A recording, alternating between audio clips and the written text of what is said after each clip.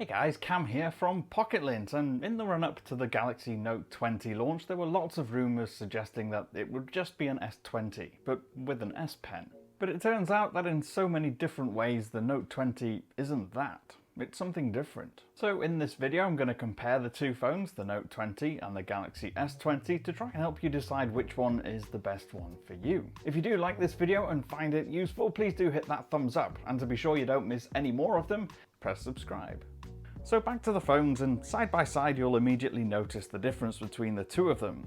If only because the regular S20 is so much smaller than the Galaxy Note 20, but there is more to it than that. The Note series has a much squarer design, so corners are tighter and less round, and the glass on the front is almost completely flat. You don't get those curved edges on the sides like you do with the S20, and that's a plus and a minus. The S20's curves means it feels really compact and slim, but the flat display on the Note 20 means you don't get any real accidental touches. Even the metal edges on the top and the bottom of the phone are flat. Now if you just look at them from the back, the Note 20 has a more premium look to it as well. It might be made of plastic, but that frosted matte finish just looks fantastic, and the camera housing features a metallic sheen under the glass panel and some metal rings around each of the lenses, just to make it seem like more attention was paid to the detailing around the cameras. And it might be made of glass, but appearance-wise, that same appearance of attention to detail isn't quite there on the S20. However, in the hand, the S20 feels sublime, thanks in part to its small size and the curves. It's a better one-handed device. Saying that, the Note 20 does feature some curving on the back plastic surface to alleviate some of the bulk, because there's no escaping the fact that this is a big phone. Now of course the main difference is the S Pen. The Galaxy Note has a stylus, and it's super fine and sensitive and comes equipped with a bunch of dedicated tools. To name a few, there's the screen off memo for making notes with the screen off, plus a weird AR doodle thing for drawing on your face while you're recording a video, and also pen up for drawing and sketching. There are practical uses too, like signing documents and marking up screenshots and images. I found it really useful for marking invisible turns and entryways in Google Maps, for instance. Actually, sometimes it was just nice to use it for general interaction as well, and not to have to use my thumbs. That of course means both your hands are taken up by using the device.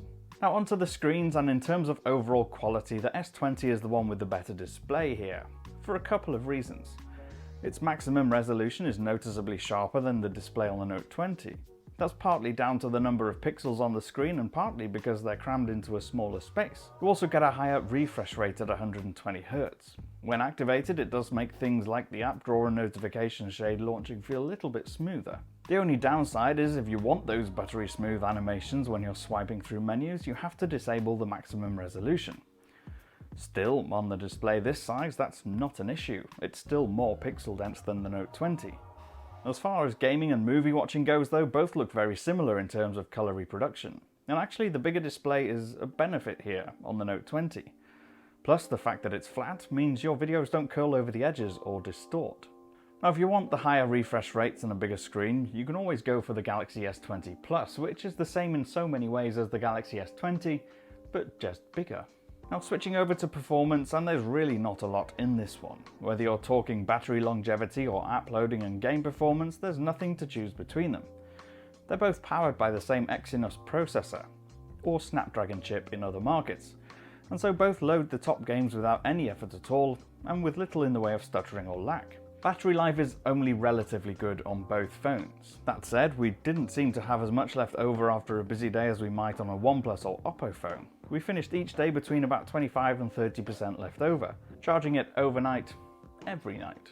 Now that's perhaps expected of the S20 because it's a smaller phone.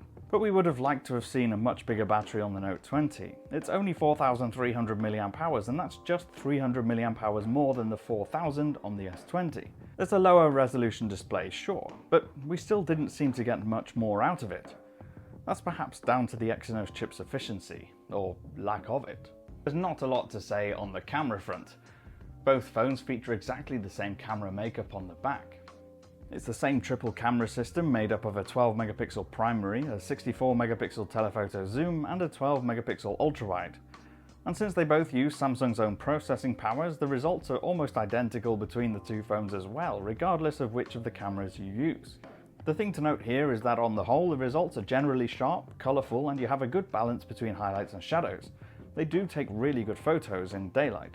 You don't get any crazy overexposure in the highlights. If we have a complaint, it's that sometimes colours can be a little bit too saturated in automatic mode. Blues and greens are a little bit too blue and a bit too green. So the cameras are at least one thing you don't have to think about when deciding between these two phones. In the end, it boils down to a couple of things. If you want a smaller phone, the choice is obvious. If you want a bigger device, but don't want to sacrifice the screen resolution or the frame rate, get the S20 Plus. However, if you want the nicer looking phone, or the phone with a flat screen because of its ease of use and less distortion, or if you want the S Pen, the Galaxy Note 20 is there for you, and it is fantastic. I've been Cam from Pocket-lint. You can follow me on social media at Cam Bunton. If you did like this video, again, please do hit that thumbs up and subscribe to see more of our videos. And if you don't want to miss any of them, hit that little bell. I'll see you again soon.